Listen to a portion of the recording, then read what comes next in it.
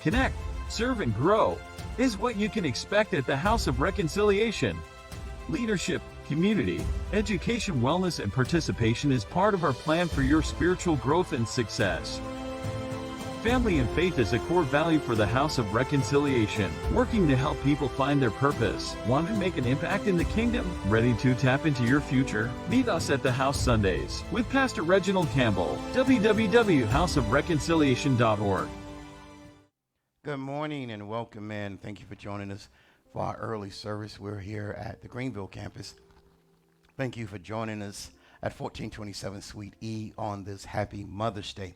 We thank God for all of you and wish all the mothers and all those that are teachers and support that have helped aunts, all that you have done, and grandmothers for what you've done for youth and what you've done for us on this Mother's Day. Truly, we cannot express the value that you have to Mother Earth and to the things that you have done before God to help us.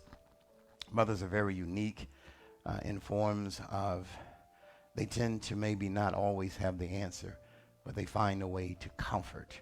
And so for those of who have lost their mothers and their mothers have passed on and gone on, I want to say to you, you may have lost her in the flesh, but the things that she taught you, that she shared with you from the early years of brushing your teeth and knowing how to put your clothes on and knowing how to treat others, they have certainly mentored us, and those principles are still with us to this day.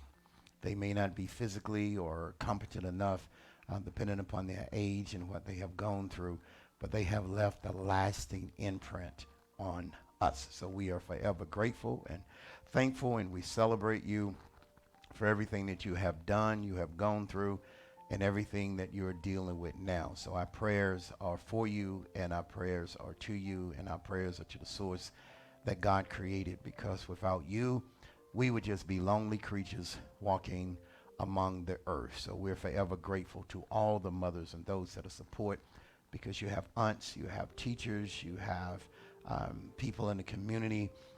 They tend to have something that we as men don't have, that can comfort, that can give wisdom, that can give strength and support. So we thank all of you for what you have done, and we just like to celebrate you and tell you thank you, and you are greatly appreciated. And I say to any fathers, you may not always have the best relationship with the mom, but do yourself a favor always, because you do have a child, male or female, or maybe multiple.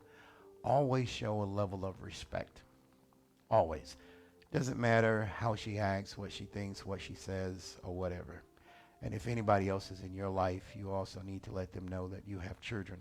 Because whether you know it or not, children think how and see how you treat their mom. And most kids never see their mothers as bad people.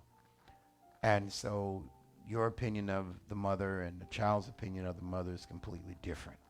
But out of being who you are and what you were created to do as men, there's nothing wrong with giving your child a card and say, just pass this on, because at the end of the day, you can answer to God with a clear conscience that you have done what you were supposed to do. It doesn't mean you have to get involved and go by somebody's house and all that old crap get started. No, it's just do the respectful thing.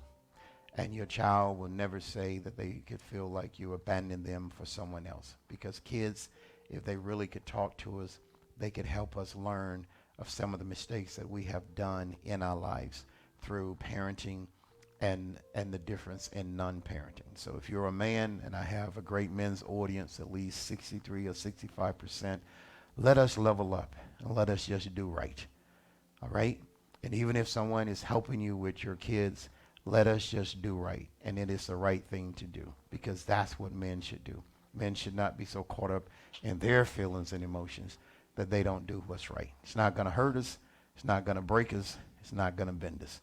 But it will cause us to have respect in all aspects and phases of our life. So men today, I'm counting on you. Do the right thing. God bless you. Now, we're going to go into our conversation, and there was a question. But before we have the question, we're going to read a piece, because we're dealing with self-worth and we were listening to a read from Dr. Lisa Firestone, and we were at the point of self-worth versus self-esteem. And so I'm going to ask that we read this. This is not my writing. This is from United Broadcasters. They're out of the UK, and they have a segment called Monitor Your Mind. And it says that we have the mind of Christ, so we want to try to emphasize a little bit of that along with answering a question and developing self-worth. Did you know there's a natural mindset and a spiritual mindset? If we want to live in a way that really honors God, we need to develop our spiritual mindset. The Bible says, "The person without the Spirit does not accept the things that come from the Spirit of God, and cannot understand them because they are discerned only through the Spirit. But we have the mind of Christ." As we tune our lives to the pitch of God's Word and consciously submit ourselves to His will every day, He'll plant His thoughts in our minds, and that's a massive advantage. For example, someone criticizes you and your feelings get hurt. In that moment, God speaks to you and says, "Yes, your feelings are hurt, but we can deal with that together. I love you, and the way I see you isn't at risk." The person who criticizes you might see a flaw, but you don't have to pretend to be perfect or try to please others. I'll help you use this experience as a chance to grow. Even though there are elements of pain in these kind of thoughts, with God's perspective, they energize us rather than trapping us and bringing us down. They're true. They give us something to stand firm on, and we realize that if we can keep our minds centered on them, the right feelings and actions are more likely to flow from them. We'll start to live out the promise. You'll keep in perfect peace all who trust in you, all whose thoughts are fixed on you. Instead of focusing on our critics, we should focus on God, on our spiritual growth, and on what we can learn from the experience. All right, if you have any questions, I want to read this before we deal with the question. We were dealing in the month of May, and this is the month, literally the month of grace, the number 5. And what happens is something in your life by now should have been planted. We had the opening of 2022. We talked about New Year's resolution. We talked about new day, new mind, new attitude, new hour, new opportunity, new direction. But oftentimes, it was no more than a fleeting thought.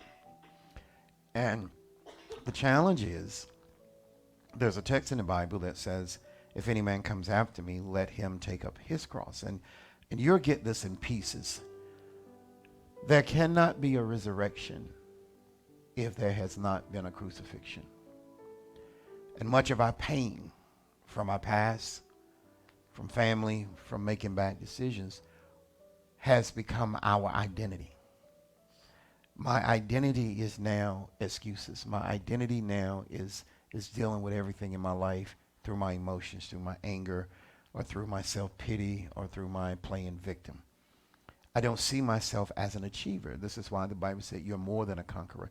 You just don't overcome things. You're supposed to grow out of things. And so then now we look at the concept of, and this is why we had the cross, and I said, well, Lord, if we're supposed to crucify and deny ourselves, you can't crucify what you're in denial about. You cannot crucify it. And oftentimes, it's the seed and the stem of pain. And so how I hide my pain is by having an attitude and how I react to everything. And so sometimes when you're in pain, you want to control everything. And you want everything to go your way because you couldn't act out in front of the predator. You couldn't act out as a child. You couldn't express yourself when you were in the 3rd grade. You couldn't express yourself when you were in the 5th grade. So now that you are supposed to be an adult, you're still acting out of that moment and out of that pain. And until you identify it, you'll always be in denial of it. And so then it makes everything about you sensitive. And so when someone criticizes you, you go from a 10 to a minus 85. When thing doesn't go your way, you go from 100. And when things go your way, you're at 150, you're at 200. You're just bubbling and you're just shining. And all the enemy knows to do is just stick a pin in you to bring up Rufus from your past, to bring up old crooked foot Quita, to let Becky pass you on the street, to let Leroy happen to be in the same area you were in, and where you were at 250, now you're minus 250. And so because we won't crucify it, we won't identify. You can't change what you're in denial of. You got to first identify it, and you got to go back and find out, how did I get here? What broke me? Who broke me? How long have I been broken? Because what you see in that mirror is not who you are. And many people are not living their full potential. This is why people start and stop. They quit and stop. I'm going to do this. You got the sounds of a winner, but we have the lifestyle and the behavior of a loser. And so when we do that, we negate what God did to bring intervention back into humanity. God didn't die for you to continue to be broken. If that's the case, he would have never sent Jesus, and we'd have never gotten out of the garden. If he wanted us to be broken every day of our life, he's always somebody always talking about me. I just don't know what I was going to do. I go to work, they don't like me. I go to church, they roll their eyes at me. I try to be in the neighborhood, and they talk about my dog. Everywhere I go, it seems like I can't have peace. I go spend my money on nice stuff, then I see my same stuff in the club.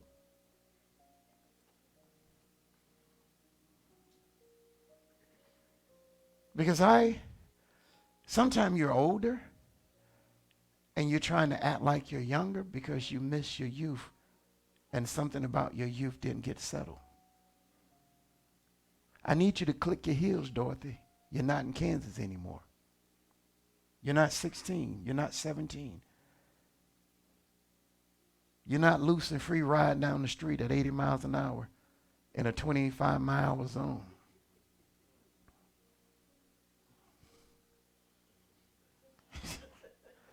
I think that just took everybody out.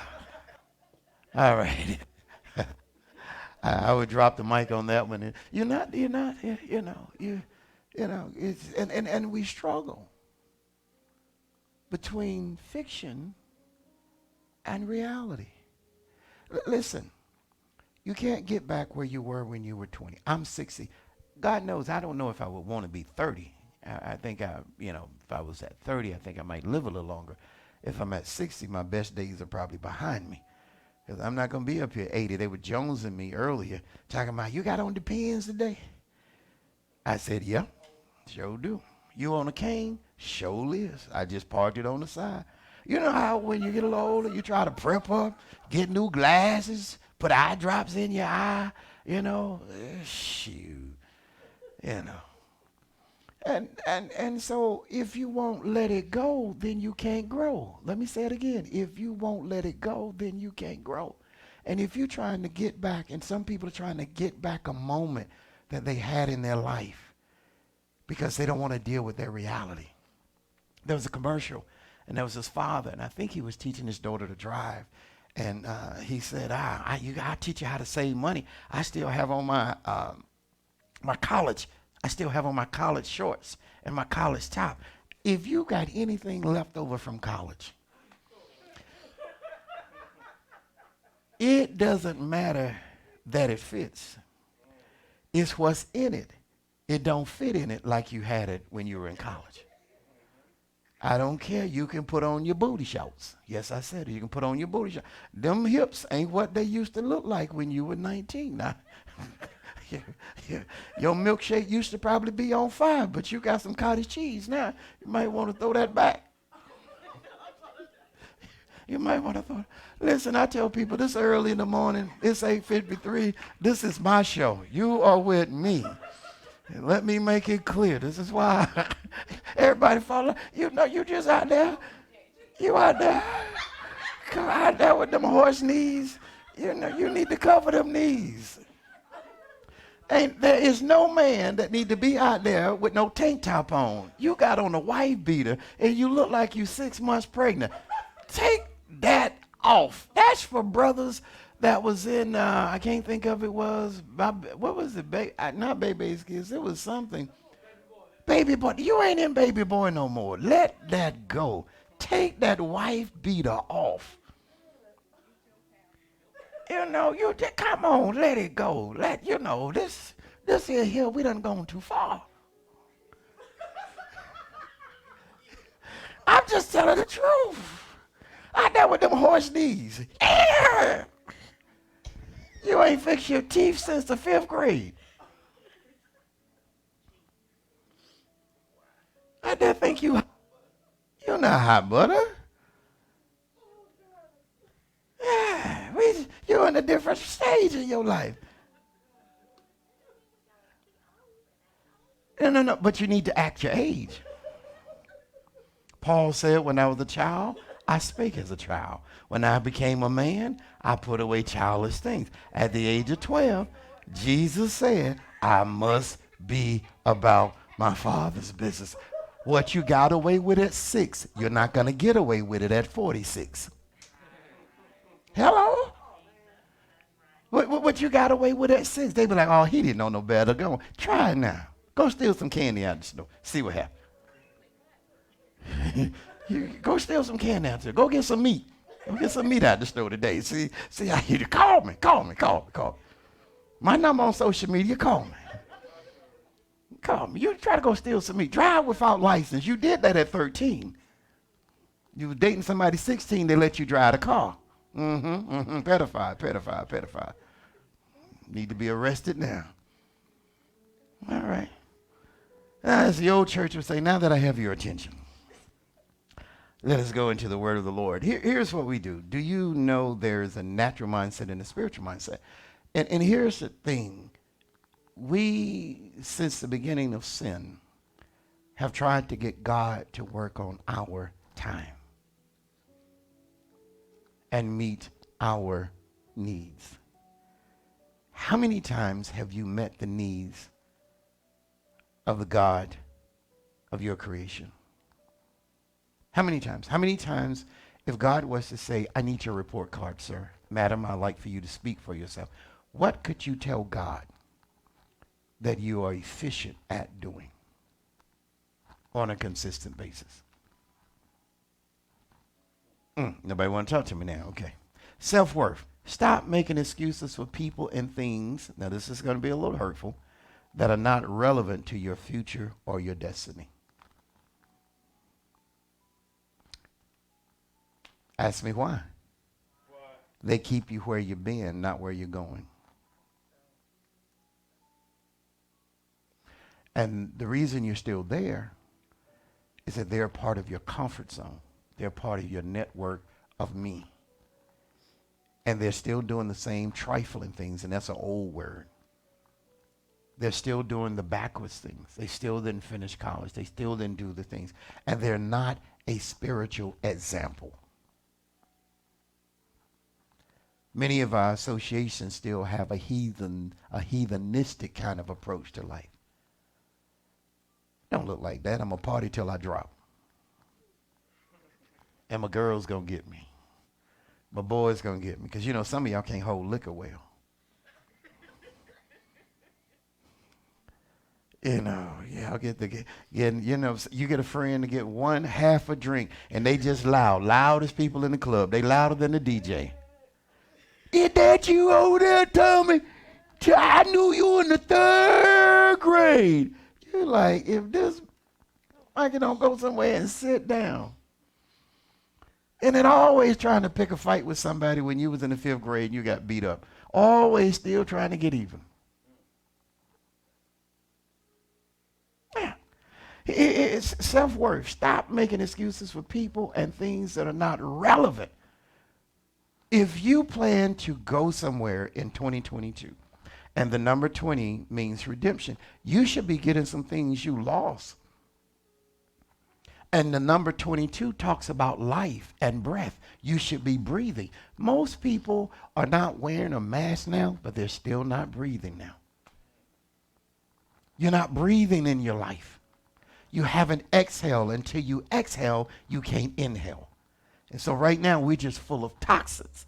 And so this is why I take a different approach when I talk to us. So now, here's the self-worth. This is from Dr. Lisa Firestone.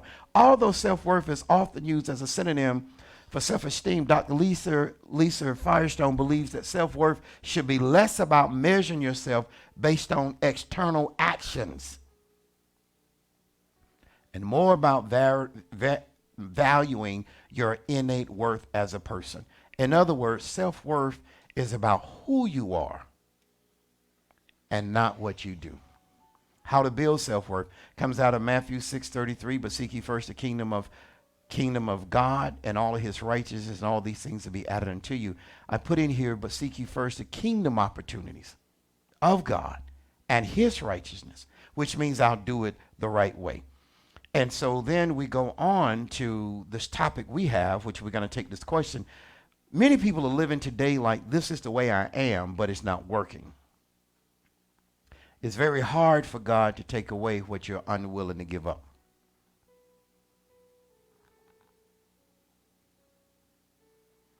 So now we say this, if we want to live in a way that honors and reflects God, because we are his greatest creation. The person without the Spirit does not accept the things that come from the Spirit. Now, this is what I want to challenge you with. Some of the obstacles that you're having are natural, but then some of them are spiritual exercises in God. And because you don't see them spiritually, then you can't address them spiritually. Some things are happening to you spiritually that you're still trying to address naturally because you have no spiritual strength. You have no spiritual prayer life. You have no spiritual shield. Does this make sense? Do anybody have any questions so far? So then God is developing you spiritually because he put something in you that he wants to see on earth. Your life should be a praise. Not perfect. Your lifestyle should be a praise unto God. So he says, and cannot understand them because they are discerned only through the Spirit. So you have maybe someone on your job, it may be someone in your family, and you're always at odds with them. The reason you're at odds is that this is spiritual. And you're taking an attitude in the natural. So your natural response is what you had when you were younger. I answer everything with my attitude. And I remember you didn't buy me a bicycle. So now I'm going to go back to being a 12-year-old and I'm going to snap you off and do all. You didn't pass the test.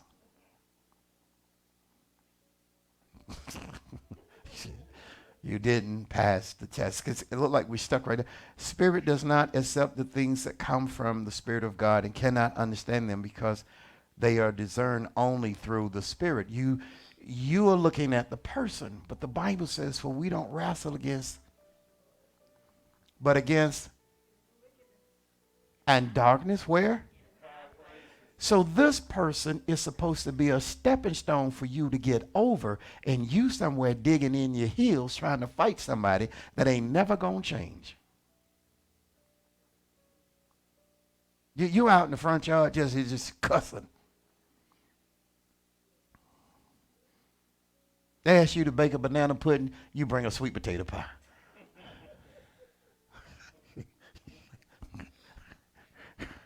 I know it's funny, but is it not telling the truth? All right, now let me read this part so we can get on down through here. Let's see, where's this at? Okay, let me get to this part right here. Yeah, this is the part I want to get to. This type of coaching is shaped from a painful childhood experience and critical attitudes we were exposed to early in life, as well as feelings that our parents had about themselves. Let me help you out. Your parents don't have the tools you have today. your parents didn't get the level of education that you have today. If you look at your family legacy and heritage, most of the time, if you look at what happened in your life, it kind of happens in your mother's life. It kind of happens in your father's life. And so when you were at that age, this happened. When your mother was at that age, that happened. When your dad was at that age, that happened. When your dad was at that age, that happened. And you don't realize that's a DNA process. Most of the time, if your parents quit school, you quit school. Most of the time, if your parents couldn't keep a job, you can't keep a job.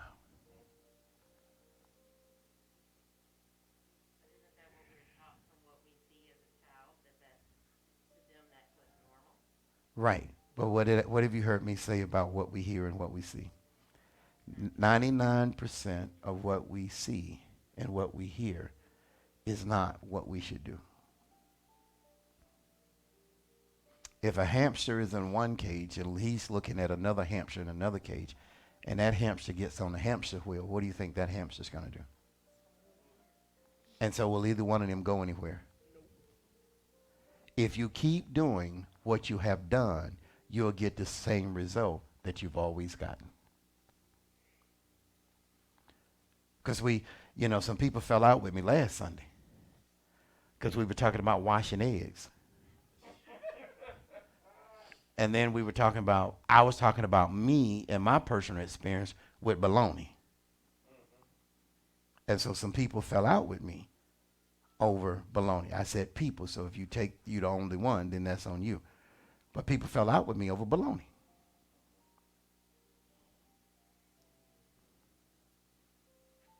Yeah, well, I know.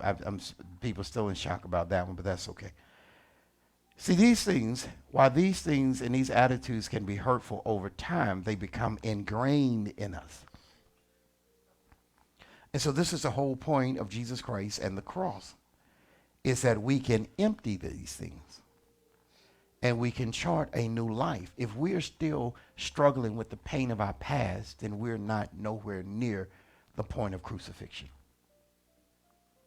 You have to determine where you want to live, because if you can't die from it, you can't live to it.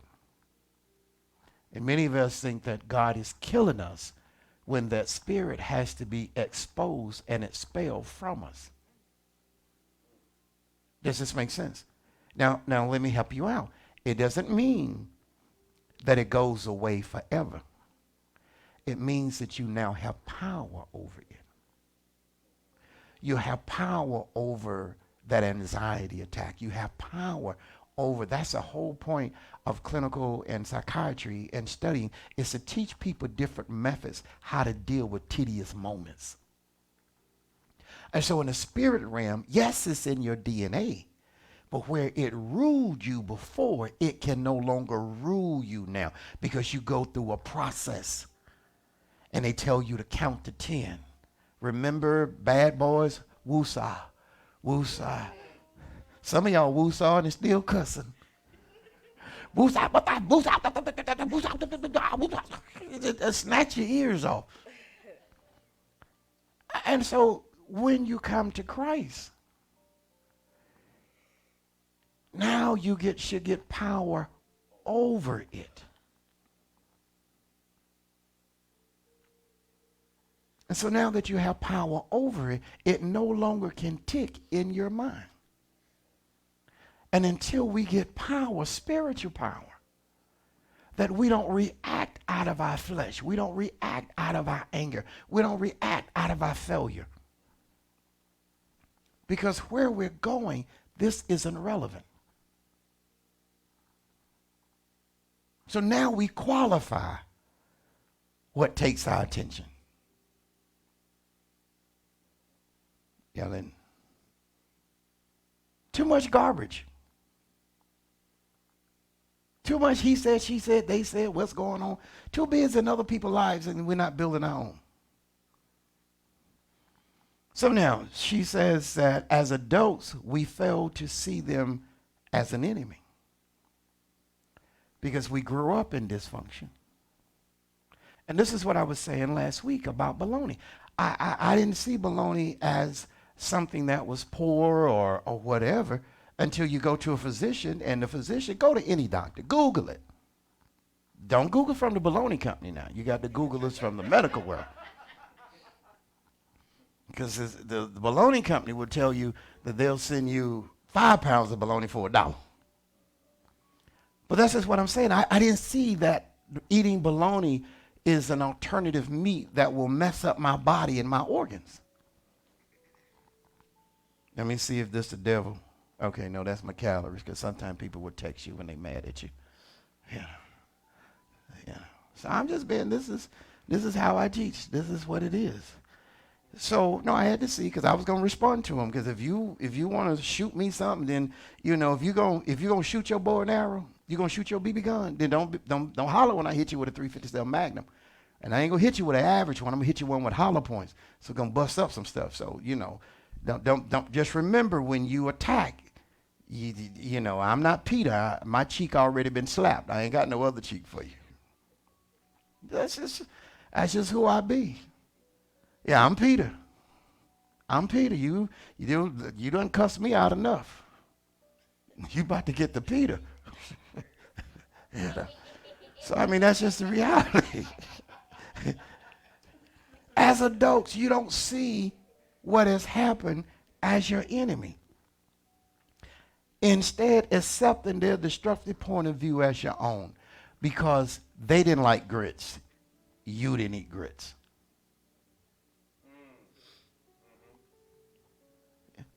Because they were prejudiced. They didn't value education. Yeah. Come on, what's your question? This is why I say culture is critical to the present and to the future. You got a question? Yes. Question is, we do suffer natural pain in our lives, and we talked about we suffer that pain because we are either doing something that we're not doing, that we're not supposed to be doing, or in a place that we're not supposed to be in. And what are the other factors of why we suffer natural pain? Well, it's not always that. Sometimes natural pain is a step to learn. If you got everything right, there would be nothing to learn. And sometimes natural pain is a stepping stone to learn how to do something better.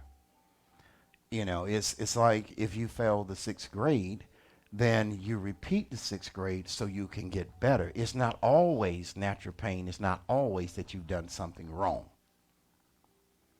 Natural pain is also a part of growth. If you can't identify what happened, how can you correct it? If you have a shortcoming that would be more exposed at the next level, then naturally it's like a little bird. See, what we look for is perfection. We look to be born as a chick, flap our wings, and just fly out of the nest. And that's not reality, because you have to practice. A bird has to learn how to get the structure and the mobility of its wings. And so then as it gets the mobility and it tries to fly, it also has to learn when to fly. Even though it can't see the wind, but it can check the thermal in the wind and know when the heat and the current is rising. Because if you look at eagles, they don't flap their wings, they catch the wind. And see, sometime in nature and in life, you make a mistake and you're too hard on yourself, and that mistake was really a step to make you broad your natural instinct to know now I've got to look. It's not wise to try to fly in the rain. And your wings are not fully developed. It's not wise to fly when it's too windy. Because now the wind will be stronger than your wings and you can't fly that high. So sometime in a natural progression to making mistakes, we don't understand that it's a part of the process. It's like a little video I saw of a little girl, and she couldn't put the little thing in, so she just threw it away. She just threw it away because she wasn't patient with it. So how many more things in her life is she going to throw away that will actually add her value? And I think it was like a little plate with a little spoon. So now how's she going to eat? Because you done threw the plate. You done threw the plate. So what are they going to have to put the food on? You have another question? Okay. Culture is critical. Here's where we are. 1 Corinthians 2, 14 and 16 in the NIV. Here is where we all are. It is, are you ready to tune your life to the pitch of God's word? See, to graduate from college, you have to take certain courses. To graduate from high school, you have to take certain courses. The courses that were taken in high school are not the courses that were taken in college. And so you may have made an A as a senior in high school, and you may have made an A in your first semester in college. That's to build you up. Second semester in college is where it gets real. If you flunk out in first semester, when you taking them little elementary courses, as they call them, grade 13 English and grade 13 math, that's what come on, I know there's some college grads in here. You're like, oh, I got, and what it's really doing is checking to see if you have the right behavior that you're going to be disciplined to study, because you're like, oh, I know this, and you just go through it, you didn't read anything. And then the second semester, you have a 6,000 word essay that you got to read and write. Now you done left your laptop in your friend's car. And if you have your laptop, you don't have the battery charger. And if you have the laptop and the battery charger, you don't have no Wi-Fi. And so now it's due tomorrow morning, but you done partied all weekend.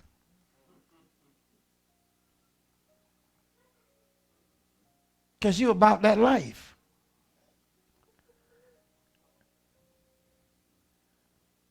See, what am I saying? The next step in your life has to be more in tune with the will of God than the action of man.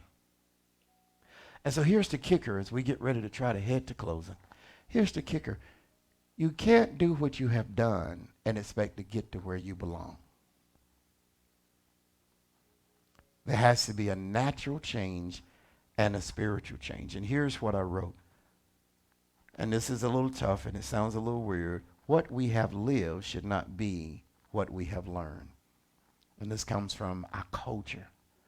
And so what we've done is we've closed the door on growth, and we've closed the door on spiritual growth, because we think we have enough to live. What you have now, I'm going to ask you a question. Will it take you until the day you pass? The job you have, the savings account you have, will it take you? It's time now to plant new seeds. What we have learned should be now what we live. This is what this statement says. As we tune our lives to God, there are going to be some dropouts. There are going to be some failed days. But what God is looking to see if you're spiritually mature to handle them. Can I dig a little bit? If you still yelling and cussing, you still fussing and fighting, you still flipping people off going down the road. Some of y'all look like y'all did that this morning on the way in. Oh, Jesus. Oh, well, at least I can say y'all honest. I like the honesty. I like real people. This is the whole ministry. God's searching for real people who got real issues, searching for a real God who has real solutions. This is real. Then what you gonna do at the next level? Burn down the house? No. You see, am I making sense? Because it goes back to what I saw in my home. And I can talk about my daddy. I can talk about him. I went down there yesterday. How you can barely stand up and you out there with a sawed-off double-barrel shotgun. Well, no, a single-barrel shotgun. You going to shoot something. I ain't going to say what he was going to shoot. I'm like, you on a cane? You must going to lean up against a wall when you pull that trigger. Because I'm glad I was there, because if you'd have pulled that trigger, you would have fallen down. Nobody would have found you in the backyard. Where that at? He in the back. I don't know. Yes. Yes. Because if that's all you know, and let me say this to parents and the mothers and the fathers, your kids are watching. If every other word is coming out of your mouth is profanity or derogatory or depressive, your kids are eating that, male or female. How you talk about their father, how you talk about their mom, they're eating that. And they think that's okay. And when they go to school, public or private, and they use that behavior, what you let them get away with at the house is the same behavior they have in school. And so now you want to go correct the teacher when you're out of order. The teacher is there to teach your child that they can learn and prosper in society. They're not there to watch, to govern, to rule, and to discipline your child. That's a parent's job. Parents today, we have to do a better job, and grandparents, as preparing our children of the value of school. If parents don't value reading, children won't value reading. If parents doesn't value good hygiene, children won't value good hygiene. And then they'll look at you crazy. Well, mama wash her tutti frutti, so why I got to wash mine? Then both of y'all butts stink. And yes, I said it. If daddy don't wash his, listen, this is just true. This is mom. If daddy don't get a haircut, the kid won't get a haircut. They don't even have combs now. I don't know what I would do if I had to go back into the hair business. Because nobody wants to comb their hair now. There ain't nobody want to say nothing now. Just want it to be just all over. I'm not mad that you got hair. I can grow hair. And I'm saying that when we came along, and this is old, we had Afro picks. We had brushes in our pocket. We had Afro combs. Somebody just threw up the little black power sign. You can tell where I'm at. Y'all know where I'm at. I just want y'all to know. They got a little fist up, you know. And you used to comb your hair because no girl would talk to you if your hair wasn't combed. Now girls will talk to you, your hair all kind of just over here, over there. You just got one stick up in the top. It's just, you know, I don't understand what's going on. And they don't comb the hair. If the parent and your kids will repeat what you do. Now, you can be mad at me. You can say whatever you want to say. But I'm going to tell you something. The truth ain't going to change. And if you're offended, then that's probably because you're guilty. And if you stick around me, I'm going to tell you really like this. The word of God will make you uncomfortable. I'm not here that you like me. I'm here to give you the truth. It'll stretch you. So your next test is going to come to see how you handle it. And if you're still using old wineskin, fighting at the birthday party, cussing at the skating party, fighting in the parking lot, fighting over a parking space, your blood pressure 160 because somebody took a parking space. There's 60 other parking, but I wanted that one. You haven't grown. And waiting on people to come out the store. Don't wait on nobody. I'm going to tell them off. And stop giving people a piece of your mind.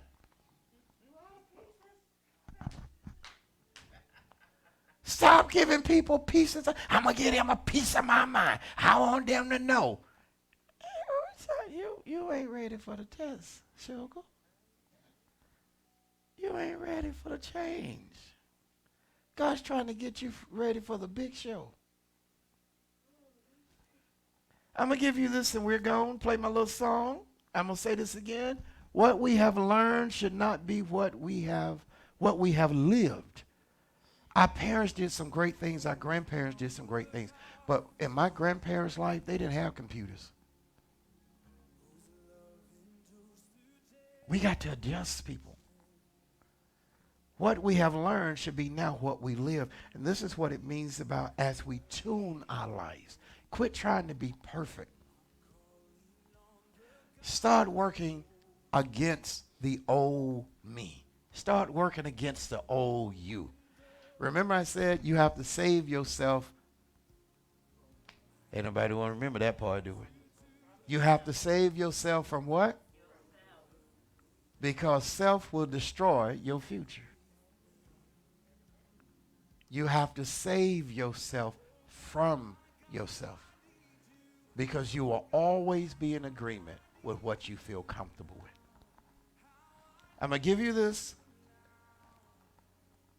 The believers. The believer getting in tune with God is first worship, second revelation, third creativity, and fourth repeat daily. In order to become a healthy and a spiritual believer, number one is worship. We were made to worship him. Number two is revelation. Number three is creativity. When you have an issue, ask God how you should see it spiritually. This is now tuning your life with God. Because we are so programmed that we think God ought to get in tune with us. I have an agenda, God, you follow me. Again, the believer's creed to tuning their life with God should be worship, revelation, creativity, and repeat daily. God bless you. I'll see you soon.